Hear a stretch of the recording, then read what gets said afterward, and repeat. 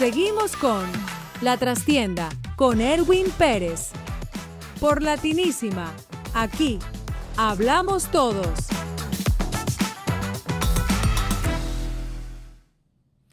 Bueno, bienvenidos a una nueva emisión de un nuevo episodio, como se dice ahora, de La Trastienda. Estamos en la plataforma Latinísima, orgulloso, feliz y agradecido de estar con un grupo de gente súper profesional y muy amable, aparte que eso nunca viene de más. Así que, bueno, muy contento, muy motivado y motivado también porque voy a tener una charla que creo que va a ser muy entretenida con una persona que ha tenido también una vida muy variada, muy interesante. Él es abogado de accidente, pero ha trabajado en otras áreas de la abogacía, de las leyes. Es cubano-americano, su nombre es Vasily Hernández. ¿Cómo estás? Muy bien. ¿Todo bien? Muchas gracias por la invitación. El doctor Vasily, ¿la palabra doctor te gusta? Si quieres, ponte un poco más cerca del micrófono para que se escuche buena pregunta. perfecto. ¿Sabes que en la cultura anglosajona, ¿no? En Estados Unidos, no se usa decirle doctor a los abogados, Okay. pero en Latinoamérica y en Europa sí. Okay. Entonces siempre me da gracia que los clientes latinos me dicen doctor Hernández. A mí me enorgullece, me gusta, pero no estoy acostumbrado. ¿Cómo se dice en inglés? No, realmente el título es un doctorado. Cuando te gradúas de abogado acá, eres un doctor en jurisprudencia, Juris Doctor, pero... si un cliente americano, angloparlante, te quiere decir algo, te llama. ¿Y cómo te dice? No, me dice señor Hernández, Mr. Sí. Okay. Sí, no se refieren como doctor. Los latinos sí, pero los americanos no. Vasily, uno de los puntos que me gusta de tu historia es que siempre en la vida... Todo el mundo creo que tiene historias interesantes, los inmigrantes con mayor razón, y tú más todavía porque has sido inmigrante y has vivido muchos años, te has formado de alguna manera ya más de adulto en Nueva York, habiendo nacido en Cuba. Sí. ¿Cómo fue eso de vivir en Nueva York? Yo sé que es una respuesta que da para 4 horas, pero sintético. No, Nueva York para mí es y siempre será un amor eterno. Haber vivido en Nueva York ha sido la mejor experiencia de mi vida, en todos los sentidos. Nueva York es una ciudad espectacular. Y casualmente me doy cuenta que aquí trabajan muchos dominicanos. Viví en un barrio dominicano en Nueva York y tengo muchas amistades dominicanas. Viví en Washington Heights, que es como decir la capital de Dominicana en el exilio, digamos. En el Alto Manhattan. En el Alto Manhattan, correcto. Y me encantó. Llegué a Nueva York con 21 años, porque me fui a Cuba con 20, viví un año en Miami más o menos. Y después me fui a Nueva York con mi familia. Y ahí estuve hasta los 40 años, 20 años en Nueva York. ¿Y en Cuba eras de La Habana o de una ciudad del interior? Era de La Habana, del Vedado, que es como uno de los barrios más céntricos de La Habana y por ende de Cuba. Para mí fue, de cierta forma, una transición bastante fácil comparativamente cuando vine de La Habana. O sea... De hecho, cuando llegué a Miami, cuando llegué en el 97, 98 a Miami, me pareció un poco rural viniendo de La Habana, porque La Habana es una ciudad, o sea, de concreto y bien urbana. Y Miami en esa época todavía no era la ciudad que era hoy. Y me pareció como una cosa un poco de campo rural. Pero cuando llegué a Nueva York, creo que me fue más fácil la transición a la ciudad, porque yo me considero una persona de ciudad. Y Nueva York es la ciudad de las ciudades. Estuve muy contento desde ese punto de vista. Claro, no hay comparación entre Nueva York y La Habana desde el punto de vista del volumen, ¿no? Hay gente que critica porque hay mucho tráfico, es muy estresante, es una ciudad un poco también vieja de alguna manera, ¿no? Nueva York. ¿Tú qué contestas a eso? Sí, Nueva York definitivamente es una ciudad muy intensa. Se siente el ritmo de la vida. No es un lugar para tú llevar un estilo de vida calmado, tranquilo. No es un lugar para eso. Es un lugar que literalmente no duerme. Eso es el cliché. El eslogan de Nueva York, la ciudad que nunca duerme, y es verdad. Y de hecho, creo que lo que define eso realmente, creo que es el sistema de transporte público, específicamente el metro. El metro de Nueva York es el metro del mundo occidental, el único que nunca cierra. Está abierto 24 horas.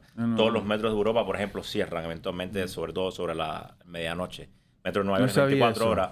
Y te da una idea de que es un reflejo de la intensidad de la ciudad, no es 24 horas. ¿Hay abogados en tu familia?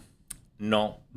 No, de hecho mi familia es una familia mayormente de ingenieros, excepto un tío y yo que estudiamos letras, ciencias políticas, y yo estudié ciencias políticas y historia y después estudié derecho. Todos los demás, mis padres, mi hermano, mis otros tíos son ingenieros todos. So, no vengo de un background de abogados, no. ¿Y por qué te dedicaste a la abogacía? La selección o la elección de estudiar Derecho estando en Nueva York fue una combinación de una decisión práctica desde el punto de vista de estudiar una carrera que me garantizara trabajo, una carrera profesional, por supuesto la oportunidad de poder tener buenos ingresos, sin duda alguna. Desde ese punto de vista es una cosa muy práctica. Pero también, como yo venía del mundo de las letras, las historias, las ciencias políticas, es como lo más práctico que tú puedes estudiar viniendo de ese background académico, ¿no? Y de hecho tuve dos consejeros en Nueva York, que uno me empujó a estudiar más las letras, hacerme profesor, etcétera, específicamente relaciones internacionales, ciencias políticas. Y tuve otra profesora, que era mi consejera, que también era abogada, de hecho graduada de Harvard. Y ella fue realmente la que creo que me abrió un poco más los ojos y me dijo, estudiar letras y tratar de ser profesor está bien, pero en la ciudad de Nueva York esto es ultra competitivo. Si tú estudias Derecho, siempre pudieras también tener la opción de enseñar después, pero también siempre vas a tener trabajo y oportunidades de desarrollarte profesionalmente en muchos campos. Pero igual tiene mérito lo tuyo, porque mucha gente por ahí podría llegar a una conclusión: me convendría ser abogado, me convendría ser, no sé, otra profesión más formal y quizás más próspera, pero no lo han hecho. Tú tuviste la capacidad y la voluntad de hacerlo, ¿no? Sí. Tiene... y realmente... y aparte del gusto, pues imagino que algo te gustaba también. Tú sabes que mucha gente, me he dado cuenta, mi experiencia, la mayoría de mis colegas, la mayoría de la gente no sabe realmente lo que conlleva estudiar Derecho. La gente lo hace por decisiones prácticas, pero, por ejemplo, en mi caso, yo nunca tuve realmente la oportunidad de trabajar, que debería haberlo hecho, en un lugar, en una oficina de abogados, para saber cómo es el mundo de los abogados. Porque antes de graduarte, antes de estudiar, antes de empezar, de poner la aplicación, en registrarte. Porque... No, pero te corté algo, estabas diciendo, creo, un razonamiento. No, porque realmente la mayoría de la gente, incluso yo, no tenía realmente un conocimiento preciso, concreto de qué es lo que significa ser abogado. Porque estudiar la carrera y después el trabajo de abogado es un trabajo bien estresante. ¿Y qué significa? Significa que... ¿Qué significa ser abogado, entonces? Sí, bueno, depende del campo en el cual te desarrollas, pero el trabajo de abogado es un trabajo que es muy intenso intelectualmente, porque tú, aunque termines, te vayas para tu casa, digamos, a las 5 o 6 de la tarde, tú siempre andas con el trabajo en la mente. Y eso es una cosa que marca mucho el trabajo del abogado. Hay muchas otras carreras también. Pero yo hallo que con otras profesiones, cuando tú terminas y te vas para tu casa, como que no te quedas tanto pensando todo el tiempo en el caso, las diferentes variantes, las opciones. Y yo creo que es porque la intensidad del trabajo todo el día como que te marca. Y lo otro es la presión del tiempo. El trabajo de abogado es un trabajo que está marcado diariamente por el tiempo. ¿Por qué? Porque todas las cosas que tienes que hacer en la corte están... milimétricamente marcado con los horarios. Es una cosa realmente intensa y agobiante. Tú actualmente eres lo que se dice abogado de accidentes, ¿no? Correcto. En español, aquí en Miami. ¿Puedes contarnos? Tenemos tiempo, así que ¿puedes explicarnos en qué consiste el trabajo tuyo? Sí, yo ahora mismo hago exclusivamente litigios relacionados con casos de accidentes. Eso es mayormente accidentes de auto, pero también rebalones y caídas, accidentes laborales y otros tipos de accidentes que realmente están definidos por lo que es la negligencia. En esencia, eso es cuando tú sufres un accidente, es tu derecho como víctima de un accidente de poder entablar una demanda contra otra parte que generalmente debe haber tenido la culpa para tú poder reclamar, y entonces empezar ese proceso que inicialmente es una negociación fuera de corte y cada vez más, muchas veces termina en corte. Entonces, esa fase del litigio es lo que realmente marca más la parte legal en sí de los casos de accidentes. Cada vez más termina en el litigio. No hay tanto arreglo, preacuerdos ahora. Exacto, como antes. No, antes sí. ¿Y qué ha pasado? En los últimos 5 años han ido poniendo muchos más requerimientos a la hora de entablar las demandas. Y las compañías de seguro también se han puesto mucho más agresivas a la hora de negociar los casos y muchas veces no te dan la oferta que tú realmente mereces. Okay. Entonces tienes que poner el caso en la corte y litigarlo. Y mencióname 3 casos en los que tú actúas, por ejemplo. Uno, un choque, ¿no? El choque de carro es un clásico. Tengo uno, por ejemplo, ahora que una clienta que resbaló producto de que no estaba limpio el área en el Dolphin Mall. Tengo un caso como eso. Tengo un caso también. ¿Y qué pasa en ese caso? En ese caso, básicamente tú demandas, tienes que, o sea, asumiendo que tengas una lesión, que mi clienta la tiene, se dañó la rodilla y la espalda, tienes 2 semanas para actuar desde el punto de vista de buscar tratamiento médico es requerido, si no pierdes la oportunidad de demandar. Y después tienes que ubicar realmente quién fue el responsable. Y en casos como eso está el shopping mall, el lugar, el centro comercial, pero también la compañía de limpieza. También. Claro. Y si es frente a un local o en la puerta del local, también involucra. También depende. En este caso fue frente a una tienda de una marca de ropa famosa, la cual no voy a decir. Pero en la situación ahí mismo dicta de acuerdo a los contratos que ellos tengan. Por ejemplo, eso se averigua cuando empieza la investigación del caso. En este caso, por ejemplo, en el Dolphin Mall, realmente la compañía de limpieza que ellos subcontratan es quien es responsable de mantener los pasillos y las áreas comunes limpias. Ahora, si mi cliente se hubiese caído dentro de la tienda, entonces hubiese sido responsabilidad de la tienda. ¿Y cuánto tarda en decidirse un litigio como ese, que creo que pasan con frecuencia? Sí, este tipo de litigio mínimo estamos hablando de entre 6 meses y 1 año. Tú tienes, bueno, contigo brotan muchas preguntas, ¿no? No sé si es algo que te tiene que ver con lo que haces tú en la parte legal. Pero es cierto que si alguien va a una fiesta en la casa de un amigo o quien sea y después y se cae en la fiesta, puede demandar a... Sí. Pero ¿cómo se vive así? Porque si no es con miedo permanente... Claro, lo que pasa es que muchas veces la gente no lo hace porque hay relaciones de amistad o de familia, pero la ley te impone a ti una responsabilidad de cuando tú tienes gente en tu perímetro, digamos, habitacional, en tu casa, esas personas que están ahí, estos invitados, tú tienes responsabilidad de que ellos se mantengan sanos y salvos. Es una cosa razonable. Por ejemplo, si tú brincas la cerca para buscar una pelota y te caes en ese momento, no. ¿Por qué? Porque tú no estás invitado ahí con autoridad para marcarte la distinción. Ahora, a ver si me explicas esto. Por un lado está la ley general de un país, que es la Constitución, ¿no? Después que hay otras, ¿cómo se dice? Son otras leyes, por ejemplo, para el mundo laboral, el mundo de los accidentes. Eso está, ¿dónde está eso inscrito? ¿Dónde está? Veo que te quieres meter realmente profundamente en la jurisprudencia.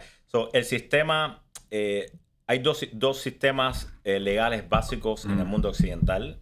Uno de ellos está profundamente influenciado por el Código Napoleónico, que a partir de Napoleón, finales del 18, principio del 19, básicamente codificó casi toda la ley francesa y a partir de ahí casi todos los países de Europa y Latinoamérica han seguido mucho eso. Es una ley que mayormente está codificada en estatuto. El sistema anglosajón sigue una cosa que se llama la ley común, common law es en inglés, cuya dinámica es un poco diferente, que establece que la línea de la ley está basada en precedentes basados en decisiones de casos anteriores. Por ejemplo, el caso de mi clienta va a corte, un juez da una decisión, digamos que esa decisión después va a una apelación, afirman la decisión en la apelación, eso ya se convierte como si fuera en un código. Quiere decir que a partir de ahí casi todos los casos similares pueden guiarse por ese caso. En Latinoamérica y en Europa, excepto Inglaterra, generalmente no es así. Está codificado, ya sea el derecho laboral. Ahora, en Estados Unidos hay algunas áreas de la ley que se guían por el derecho común, como son contratos, como son accidentes, torts, el código criminal también, pero cada vez más, casi todas las áreas de la ley se están convirtiendo en código. Por ejemplo, me preguntabas el derecho laboral casi todo está codificado. El derecho federal, ya sea criminal o civil, está mayormente codificado. ¿Por qué? Porque es mucho más fácil en lugar de tener que estar lidiando con 4 o 5 decisiones de caso para tratar de llegar a un estándar legal para poder aplicar la ley, ¿me entiendes? Y hay veces que se superponen, por ejemplo, la Constitución con estos otros códigos o estatutos. La Constitución es la madre de la ley en los Estados Unidos, en casi todos los países también. Técnicamente Nunca se contradice, ninguna ley puede... Pero hay un momento en que se cruza alguna. Todo el tiempo. Un ejemplo. Y hay conflictos.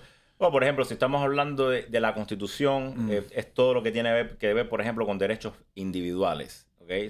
Casi todos los casos que involucran de alguna manera derechos individuales, por ejemplo, el derecho a la privacidad, el derecho al libre ejercicio de la creencia religiosa, estar libre de registro por parte de las autoridades, eso es casi todo derecho constitucional federal. Y ahí, de hecho, la mayoría del estándar legal no está codificado, es la Constitución, los artículos de la Constitución y los casos que determinan eso. Por ejemplo, si tú te para un policía en la calle, normal, y tú pones un reclamo a las autoridades, ahí automáticamente entra derecho constitucional. Y si hay alguna decisión, por ejemplo, a nivel estatal, que dice algo que contradice tu derecho constitucional, en este caso vamos a hablar específicamente del derecho que tiene la policía o las autoridades de registrarte a tu persona. Tú tienes una protección constitucional en contra de eso. Pero ha habido muchas veces que los casos llegan y hay un juez, digamos, en un distrito aquí en la Florida, que dice, no, sí, el policía no erró, estaba bien y tú tenías derecho a registrarte. Y tú haces un análisis constitucional y al final la ley de lo que dice la Constitución específicamente es al final lo que va a determinar. ¿Qué opinas? No voy a profundizar en esto, pero me interesa tu opinión de lo que está pasando con el tema de la política del presidente Trump y la inmigración. ¿Estás viendo que hay cosas ilegales o todo está dentro del marco de la ley? Un tema un poco Tú controversial. me lo serviste en bandeja el tema, pues me fuiste y me llevaste tú a eso. Sí, no, y la realidad es que yo como sabes, trabajé muchos años también de abogado de inmigración. Sí. Y de vez en cuando hago algún caso de inmigración. Y además eres esposo estás casado con una de las abogadas más destacadas de inmigración. A mi esposa la ayudo de vez en cuando con un caso, porque tengo mucha experiencia en inmigración. Pero eso es una buena pregunta. Mira, el tema de inmigración es un tema político, yo creo, más que legal. Pero bueno, para responderte a tu pregunta, ¿no? La mayoría de las acciones que está tomando el gobierno, según lo que yo estoy viendo, es la aplicación estricta de la ley. ¿Okay? Desafortunadamente. Estamos hablando específicamente de las personas que están aquí y no tienen ningún estatus migratorio. La ley, excepto algunas áreas que de hecho están en apelaciones federales ahora mismo, por ejemplo, el caso de los cubanos, documentos que te dan cuando entras por la frontera, el I-220, etc.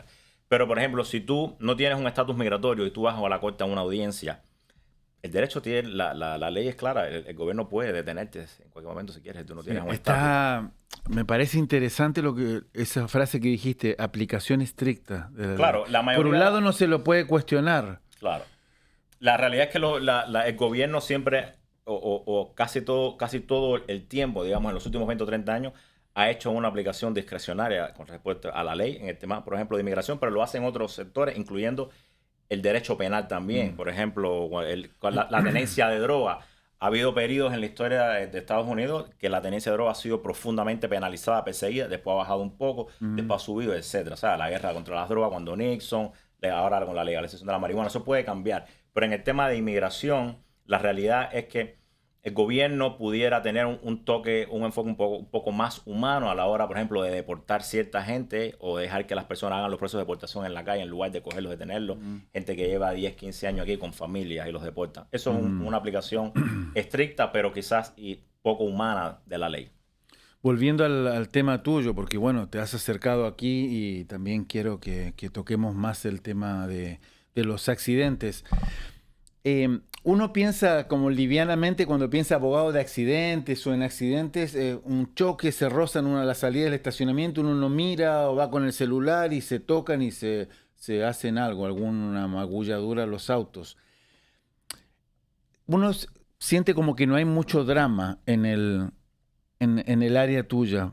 Pero ¿te ha tocado casos así dramáticos, con muertes, con, no sé, alguien que quede lisiado, discapacitado físicamente? Sí, cómo no. ¿Te ha tocado? Sí, como un accidente puede ser fatal en cuestiones de segundos. Porque viste que en los videos, a veces las promociones de los abogados de accidentes, como la típica es como que hay un pequeño choque y llaman a la policía. Claro. Pero obviamente a veces pasan cosas más. Sí, y te digo más, inclusive cuando parecen ligeros, estadísticamente, específicamente los accidentes de auto, son los tipos de evento, o digamos accidente específicamente, que más te puede afectar a ti específicamente en la espalda. La mayoría de las lesiones en caso de accidente, y muchas veces no salen ni siquiera en los primeros 3 o 6 meses, salen después, es las lesiones en la espalda. El impacto, por muy mínimo que sea, te puede fácilmente dañar una vértebra y por supuesto que hay grados, pero es muy común y pasa todo el tiempo, y desafortunadamente al principio parece una cosa muy pequeña, y si tú no tienes un abogado que te represente bien, que mire bien y que pelee por ti, te pueden liquidar un caso con un par de miles de dólares, y tu caso es una lesión que te va a afectar el resto de tu vida y va a requerir miles de dólares en tratamiento médico. Las piernas también, ¿no? Son Las muy piernas susceptibles también, totalmente. de Todo lo que perjudicarse es en un choque. extremidades y joints, ¿cómo se dice joint en español? Que se me olvidó. Y bueno. Pero lo más común es la espalda, que es lo más delicado. Muy delicado. ¿Y cómo trabajas tú? Cuéntanos. Yo cuando abrí... ¿Cuál es el número por empezar? Sí. O la manera de contactarte. Sí, lo más fácil es el 305-618-0000, que es el número principal de la firma, pero también me pueden buscar en Facebook y en Instagram, Miami Accident Attorney. Sí, estamos poniendo en pantalla lo de... Sí, pero yo realmente lancé mi firma porque después trabajé en varias firmas haciendo litigios de accidentes, y de cierta forma me molestó muchas veces la falta de profesionalismo a la hora de lidiar con los clientes de los abogados. La falta de comunicación sobre todo, y la falta de claridad. Las personas tienen el derecho a saber su accidente, una proyección realmente del valor del caso. Para mí eso es una cosa muy importante. Yo siempre trato que los clientes tengan una idea bastante precisa del caso de ellos, a dónde va. Cuando tú me preguntas cómo yo trabajo con claridad. Para mí eso es muy importante, porque si no vas creando expectativas, o en el peor de los casos completa ignorancia por parte del cliente, no sabe para dónde va el caso. Entonces después hay alguna complicación, y cuando se empiezan a hablar los números del caso o el settlement, entonces a esa hora las personas no están de acuerdo, no están conformes. Yo mantengo transparencia lo más que yo pueda, de acuerdo a mi conocimiento en ese momento. Para mí eso es muy importante. Y primero uno va y hace una consulta, ¿y cuánto sale? La consulta siempre es gratuita. Okay. O sea, eso no es que es algo ficticio, es real que... Real, completamente. ¿Los abogados de accidentes? Sí. Okay. La consulta, y si tienes un abogado de accidente que te cobró por la consulta, búscate otro, porque ese no sabe lo que está haciendo. Busquen a Vasily, por supuesto. Sí, exacto. La consulta completamente gratuita, porque el abogado de accidentes realmente, por eso que es tan competitivo y tan intenso, vive realmente de lo que él le pueda quitar al seguro que tuvo la culpa realmente. Okay. Ese es mi incentivo. Y por eso también el cliente no paga nada de su bolsillo. Todo el trabajo lo hace el abogado y pelea el caso, porque el abogado de accidente, como yo en este caso, yo cobro de acuerdo a lo que yo pueda recuperar para el cliente en el accidente. Un promedio, yo sé que son casos diferentes, pero un promedio, ¿cuánto se tarda en dilucidar un caso como este? Como te decía al principio, sin heridas, ¿no? Solo un choque. Ok, eso es importante. El accidente tiene 2 componentes, ¿no? Okay. Tiene la parte del daño a la propiedad, que es el carro. Cuando estamos hablando de un caso de accidente de auto, ¿no? Sí. Arreglar el carro, el valor de la propiedad, eso tiene un componente. Y el otro componente es lo que se conoce como la lesión personal, ¿no? Que es el daño que tú sufriste sobre tu persona. Ok, tú tienes que ver con los dos. Exacto, sí. Y es importante que tiene que haber algún tipo de lesión. Si no hay lesión, el seguro no va a pagar. El BI liability, que es la parte el más importante del caso realmente, tú tienes que tener una lesión. Por eso se llama lesiones personales, personal injuries. O sea, tiene que haber alguna lesión documentada, y para eso el tratamiento médico es muy importante, que te hagan todas tus radiografías, tus MRI, y que el abogado mire bien la documentación, elabore una buena demanda específica y te trabaje el caso. Pero tiene que haber una lesión física. Sin una lesión no hay caso. Para que haya un accidente pueden ser varias razones, ¿no? También un poco algo fortuito, la otra persona que te choca o que tiene el accidente. Pero si pudieras dar un consejo para evitar un accidente dentro de lo que esté al alcance de uno, que uno pueda cumplir, ¿qué no hay que hacer? Lo primero. No digas el celular porque sí, yo iba a decir el celular. Me deprimo. Es increíble, Edwin. Muchos son por Yo eso. mismo. Es nivel de distracción, es una cosa omnipotente, ¿no? Todo el mundo lo ves todo el tiempo. Si quieres evitar un accidente, lo primero es no uses el celular en el carro. Y por eso el gobierno de la Florida recientemente ha pasado tantas leyes penalizando el uso del teléfono. Eso sería lo primero. Lo otro es, si ya ocurre el accidente, creo que es importante también qué hacer. Primero, llamar al 911, ¿ok? Es importante que reportes el accidente, que la policía tenga constancia. No entres en negociación con la persona que te chocó, que te ofrece dinero. No, eso... los casos de accidentes se discuten con las compañías de seguro, no con los conductores. Eso tú no tienes que hablar nada con él. Nunca hables de culpa. Nunca jamás. Dilo mirando ahí a la cámara. Nunca. Mira, tengo un caso ahora mismo que me da una pena tremenda. Tengo una clienta que firmó un release de su caso. Un caso, baja total el carro, dolorida, se está haciendo tratamiento. Firmó el release del caso por $2,000 cuando hay una póliza de $100,000 del otro lado. Lo firmó al otro día del accidente. Nunca firmes nada, mucho menos con el seguro, sobre todo, mucho menos con el seguro de la persona que tuvo la culpa. La compañía de seguro, siempre se lo digo a mis clientes, firmar nada. No son amigos tuyos, ni siquiera tu propio seguro es amigo tuyo. No, nunca. Búscate, llama 911, ambulancia si lo necesitas y un abogado inmediatamente. Yo la primera vez que tuve que lidiar en este país con un seguro me fue bien. Sí, qué bueno. ¿Cómo fue?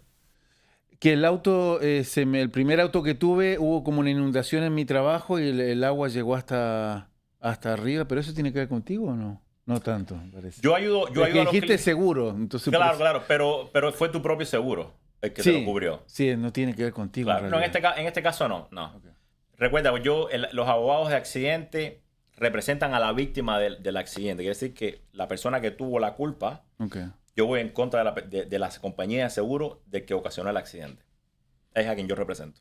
La víctima. ¿Es cierto que cuando hay un accidente se dice que el que tiene la culpa es el que va atrás, el que iba atrás? En esos casos, sí. Casi todo el tiempo. Sí. Hay algunas excepciones, por ejemplo, cuando los accidentes son montados, si hay fraude, accidentes montados, lo cual es un delito estatal y federal.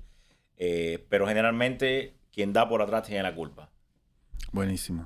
La próxima vez que vengas, a ver si hablamos de los accidentes de botes y eso, que eso debe ser otro tema. Sí, pasa mucho en la Florida, sobre todo en Miami, cómo no. Y ahora está la temporada de botes, seguro. Buenísimo. Bueno, Vasily, gracias por habernos visitado. Un gusto. Muchas gracias por la oportunidad. Ha sido muy instructivo, creo, ¿no? Yo creo que se han entretenido todos viendo esta entrevista. Espero Me salió lo de maestro ahí explicando la... Esa es la idea. Espero que transmitamos estos conocimientos del doctor Vasily Hernández y compartan esta entrevista, la comenten. Así que bueno, muy agradecido con ustedes que estén viendo esta entrevista, que la disfruten y será hasta la próxima aquí con La Trastienda. Me sigo conversando y haciéndole preguntas aquí al doctor. Hasta luego.